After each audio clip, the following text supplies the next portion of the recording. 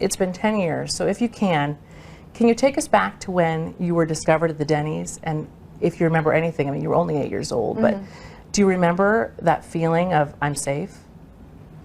I do remember that feeling of I'm safe, but at the same time it was just, I think I was so focused, well, sad about my family, but so focused on, you know, where are my oldest brothers, or where's my dad, and, you know, just stuff like that.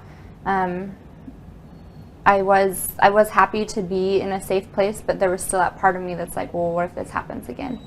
Do you remember when you were spotted? Do you remember that moment? Do you remember when someone said, what happened? Well, the cop came up to us and he asked me what my name was, and I remember feeling really scared to say anything. I remember looking at Joseph Duncan for like a,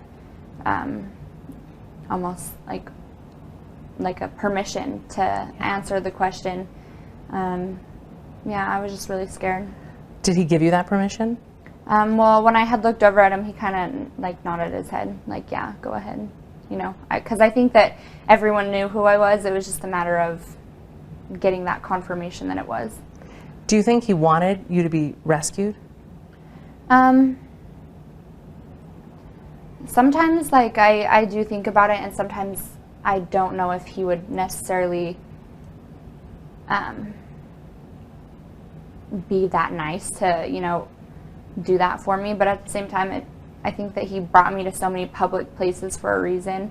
I don't know, you know, what was going through his head or what, but I think that him bringing me to public places, there was a reason for it. Yeah, I think you're right. So let's talk about the next few years. You were just 8, so you had a lot to overcome. What were those next few months like with your dad?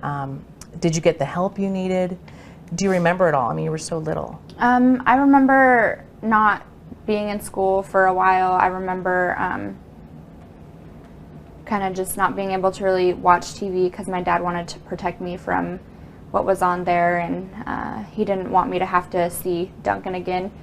But I do remember it was just everyone wanted to love on me and just be there with me, and it was just, I think it was just like a time for my family to get back to not normal, because things could never really be normal after that, but just kind of get back into emotion of we need to move on with our lives and, you know, start somewhere. Yeah, absolutely. So during that time, did you get the help you needed in terms of, did you see a counselor? Did you get to talk about it? Did you talk about it with Dad? How did you let that all out, or could you even at that time? I did. I was seeing a counselor that I really, really loved, but that came to an end when she was telling people outside of our sessions what was going on in the sessions. Oh. And so my dad didn't want me to talk to her anymore. He was worried about me and what could happen for me if things like that did get out. So I went to another person, and then after that I was just kind of like, I'm so tired of talking about it, and I'm so tired of having to relive it. I just wanted to focus mainly on what the rest of my life was going to be. I was a very future-oriented person. I hated looking back on my past. Already? Yeah. So tell me, did you feel like you had the support you needed in that community? Did you get the support that you think you needed looking back? Yeah, I definitely do. And if it wasn't something that my family could do for me, my family would reach out and other people would, you know, step in and help us, which I appreciated a lot. Because there wasn't ever a time that I was really alone, or, you know, and that always made me feel better, just being around other people and just feeling like I had that sense of security. Absolutely. Now, after you were rescued, was there a debriefing time where you had to speak with investigators quite a bit? Do you recall any of that? Yeah, I remember the night that they had found me, they took me into a back room and I was sitting on a chair and they were just asking me questions, and I would close my eyes and be like, I'm thinking, but I'd really be sleeping. I was super tired and just exhausted, and I didn't even really want to answer the questions. I just wanted to sleep, and I wanted them to do it a different time, but it was so set on, like, we need to get answers tonight so that we can move forward with what we need to do tomorrow. And yeah, so I do remember that whole entire interview that I did with the cops. I guess a lot of people would wonder, do you remember what happened during that time? We're not going to talk about it, but do you remember it? Is it still vivid? Or I think people are hoping I hope she's forgotten a lot of that. What would you say to those people? Well, I think that things that happen like that, you can't really forget about them. I think that the images will always be vivid in your mind, or I know that they are in my mind, vivid, and I remember a lot of little details still. I mean, some aren't always there, or, you know, I look back on other things that have been talked about, like when I was younger, and I'd be like, oh, okay, I remember that now, but I had forgotten about it, you know, all these years. But I mean, there's like a lot of the little intricate details and stuff, I remember some of those too. So are you able to push them, or do they sink and stay? Are you able to push those memories away? I mean, I could push them away, but a lot of the times I don't really like to push them away because I guess I feel like if I were to push them away, it would be like avoiding, you know, what had happened to me. And I'm one of those people that like to face reality and be like, well, yeah, that did happen to me. It's just a matter of working through it, just being able to feel that and not really letting it sink in and stay to where it hurts me, but to not push it away to where I just completely feel like it never happened. You're so healthy in that way. How do you think you got there at such a young age? I think that I had help with some great people that were able to get me there, because I haven't always really thought about it like that, and I've always kind of,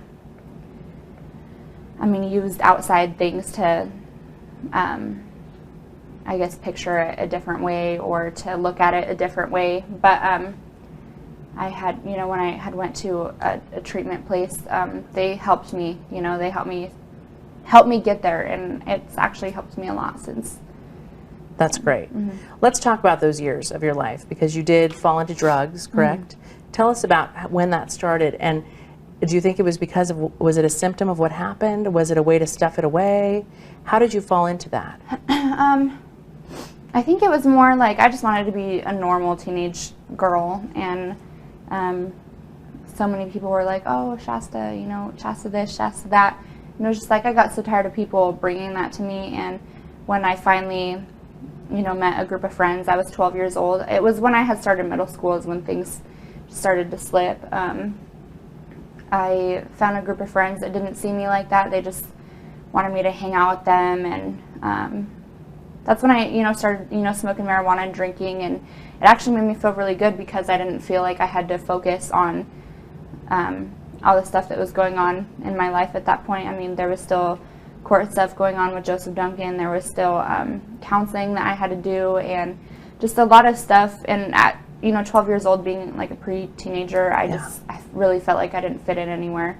And I was going through a lot of like almost like sense of security issues. I didn't feel good about myself or the person that I was. I didn't, you know, I thought I was maybe too fat or ugly, you know, just kind of going through, like, I guess that crisis that a lot of teenage girls go through.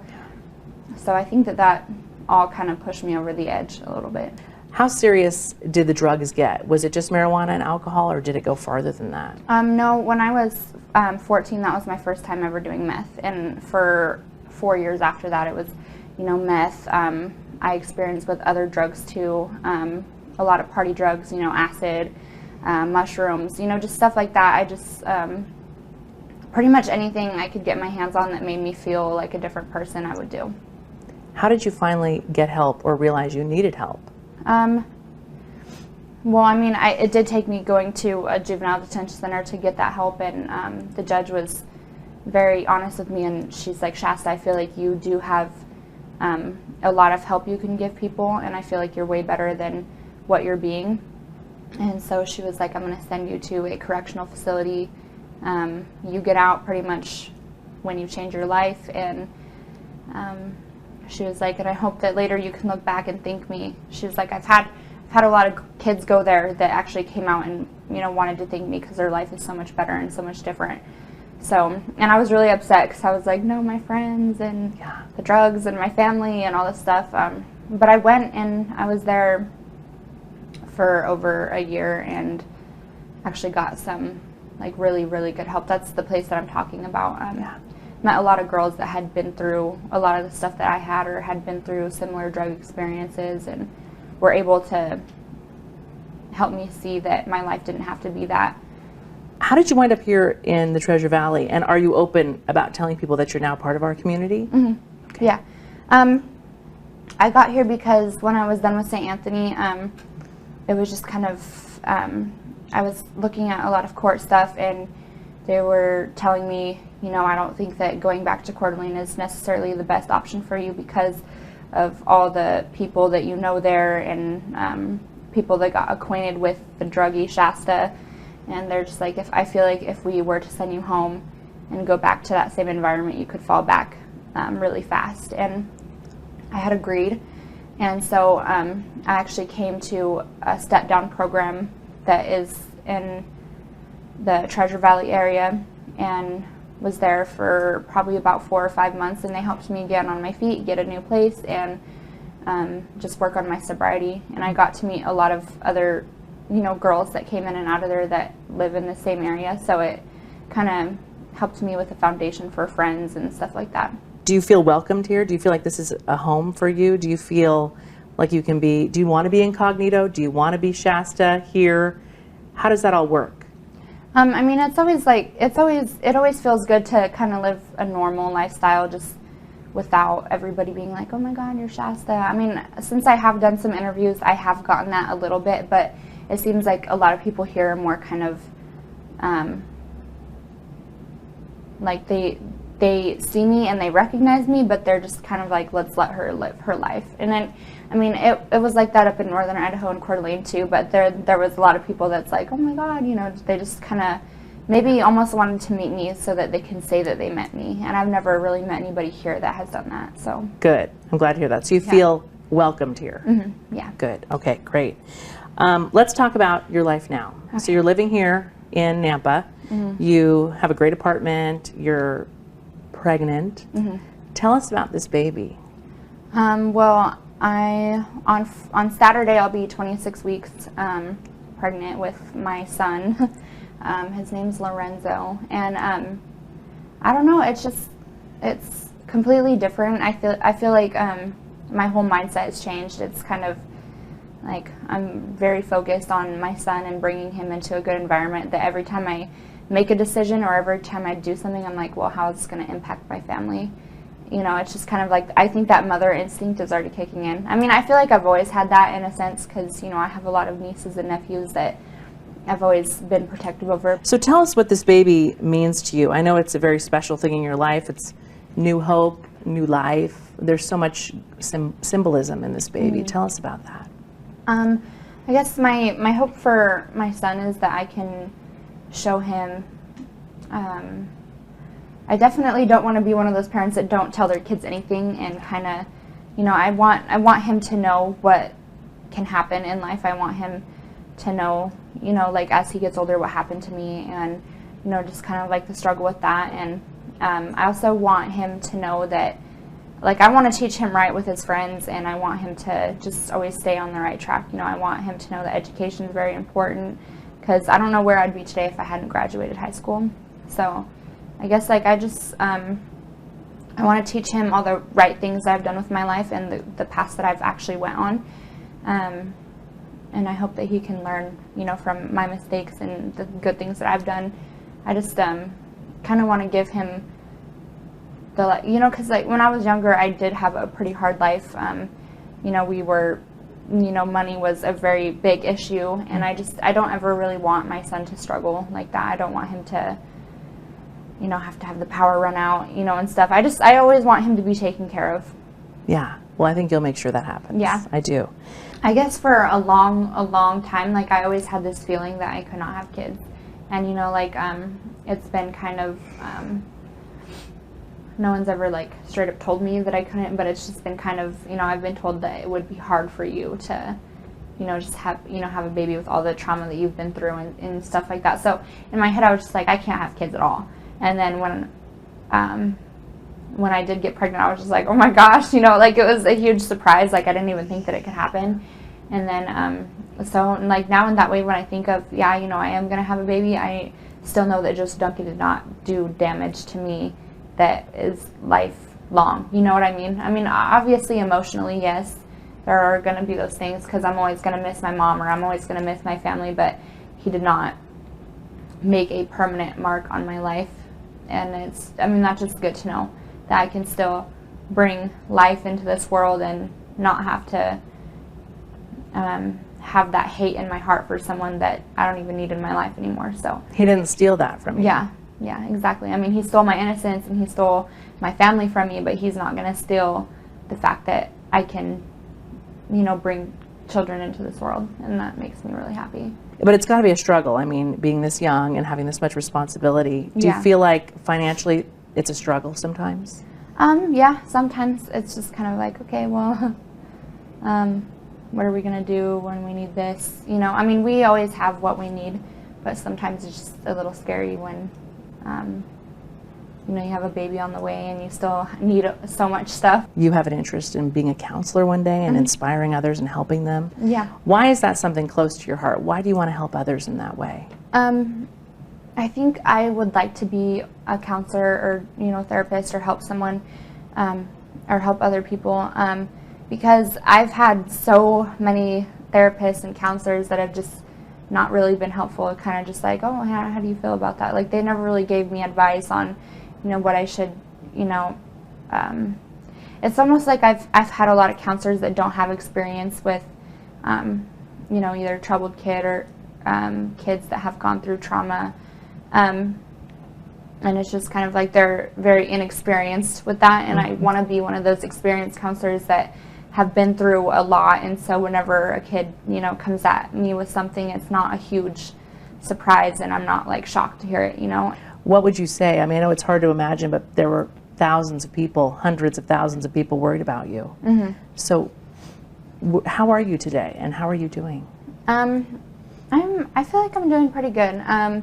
I think that, I do have, bouts where I go through depression. I have PTSD and bipolar disorder. I have a lot of stuff going on in my life. So, sometimes when things get stressful, it's very stressful. Even like one little teeny tiny piece of information it kind of feels like the end of the world sometimes. But I feel like I do have the support to be able to get through those situations and talk about what's going on in my life. So when you hear that so many people care about you and know you, people who actually care, in their hearts, and you've held a place in their hearts all these years, what does that feel like?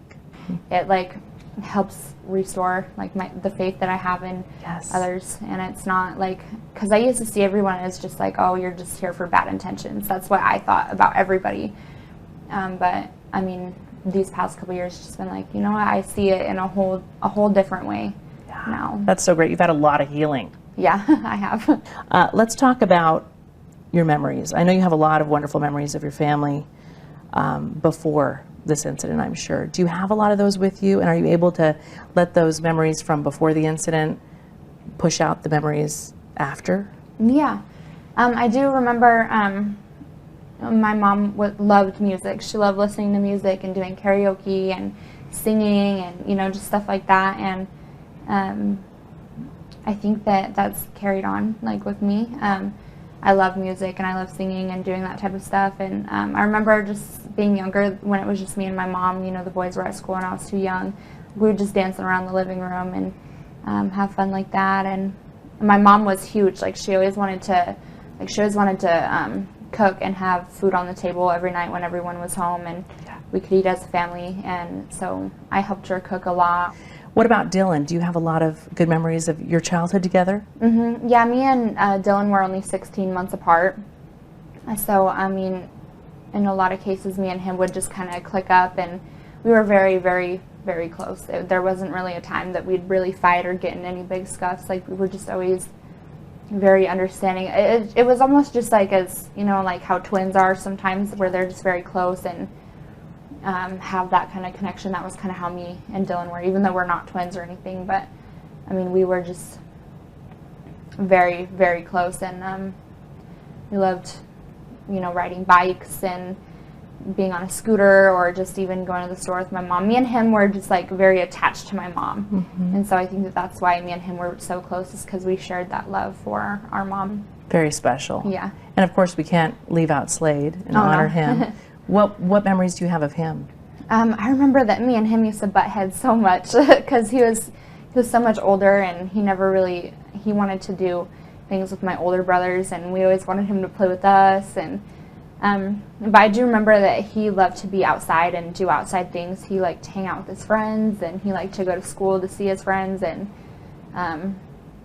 he was a very social kid. I mean, he was shy, but he wanted to. I think that he was like one of those people that wanted to make a difference in the world, but he didn't know how, quite yet. He was still trying to grasp so much. But I do remember a lot about him, because it kind of that hits my heart more with Slade, because I feel like there was so many times that we fought and we could have had that time together that we didn't get, and it's kind of like a regret in my mind. But I know that I can't go back and change that, or I don't even think that I would take those times back. But I do wish that me and him would have been a little bit closer than we were. Yes.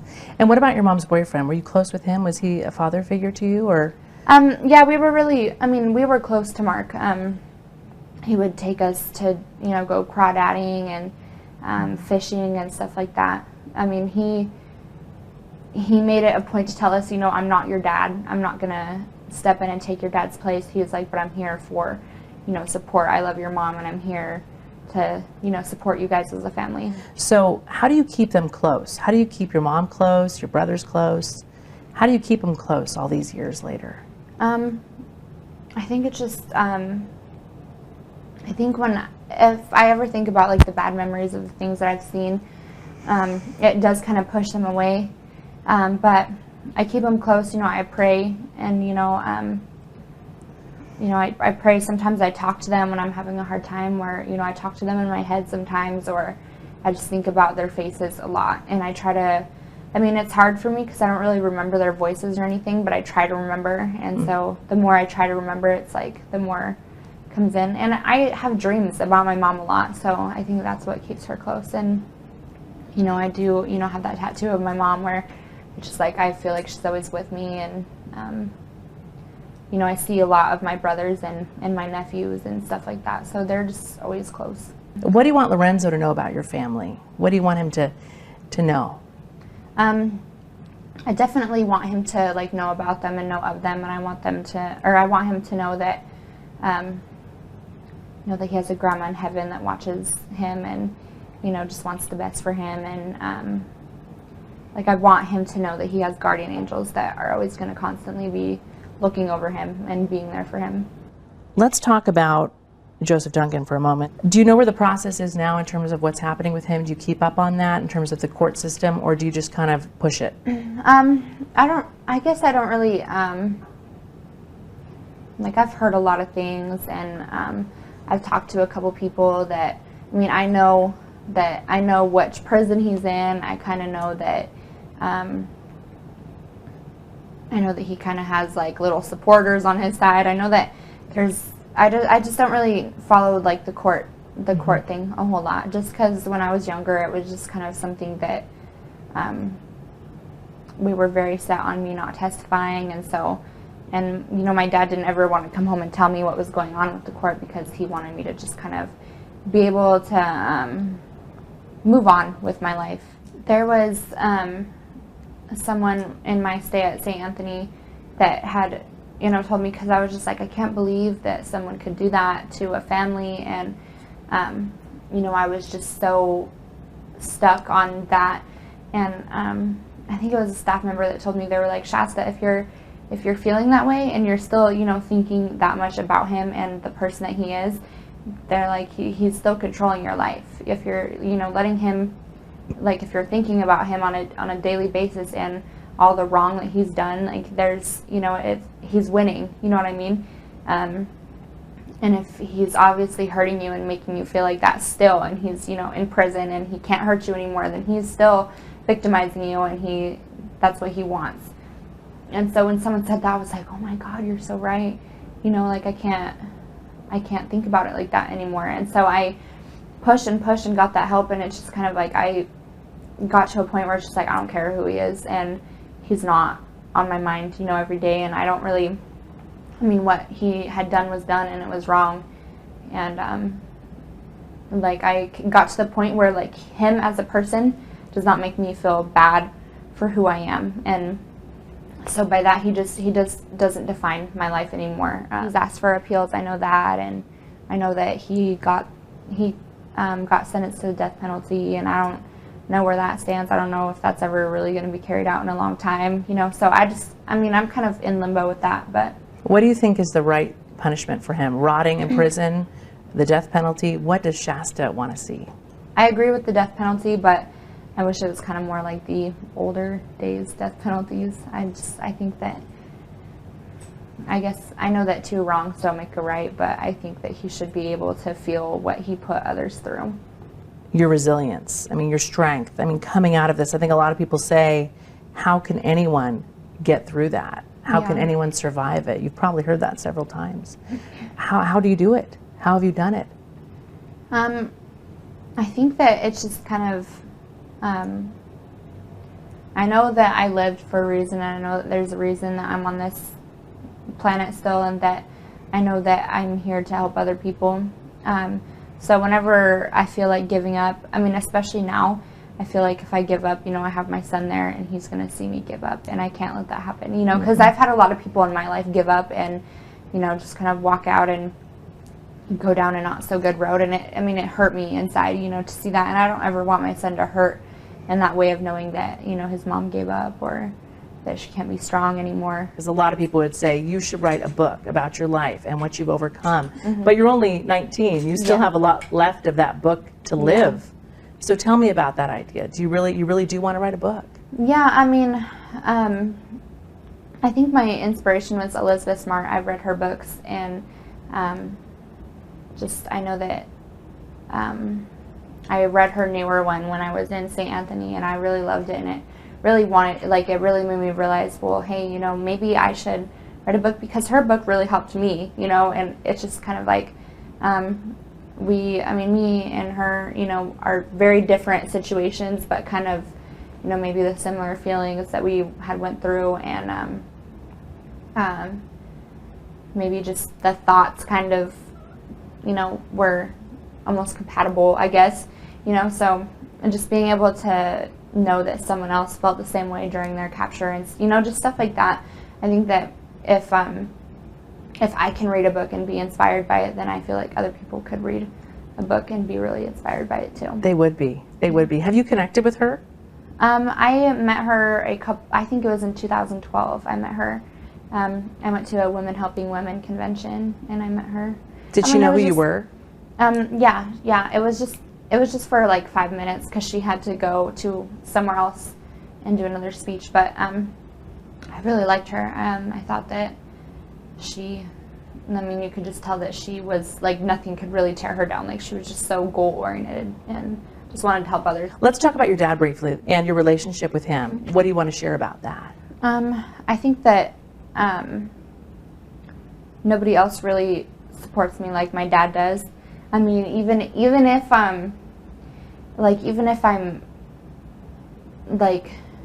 my dad doesn't agree with my thought process, he'll be like, I see where you're coming from though. Like, I see the good intentions that you have behind that thought process, but let's look at it this way, you know. Like, he supports me in ways that a lot of people couldn't. Just the fact that he's my dad, and that, I mean, he went through my addiction with me, you know, just because it was me, the one that was addicted. I mean, my whole family had to be put through that and had to deal with that, you know. So and a lot of people were just like, we can't deal with Shasta no more. But my dad was, you know, the one to stay by my side and push for me to get help. And you know, my dad never gave up on me, and that's always meant something to me. And since, you know, he is my dad, and we've been through this traumatic experience as a family, it's just kind of like, I respect my dad in that way, you know. I mean, he lost his kids, he lost his ex-wife, you know, like, that hurts him too, you know. So just it's kind of like the situation with Elizabeth Smart, like, knowing that he hurts kind of in the same way that I do, makes me want to help him and be there for him. So, I mean, we are very close, like we have a very close bond. My dad has taken what has happened to him and actually made a lot out of it. He just has pushed through so much, you know, even though, you know, my dad is like, I feel like he's my hero. He's the ultimate survivor because he survived something that happened with his family and was able to, you know, push through that. But he also is surviving in his own, you know, surviving from cancer. But I mean, he's in remission and doing really good. So is there anything you want people to know that we haven't discussed about you, or about, is there anything you want to say to people out there who are watching and saying, I've always had love for this girl, you know, through the years and wondered where she is? What would you want to say to people out there who are genuine in wanting to help Shasta? I just want to say thank you, and that I appreciate all the support that I get. So I appreciate all the supporters that I have, and I appreciate the people that can see that, yeah, I have gone through an addiction, but this is still a success story. You know, I'm still a good person.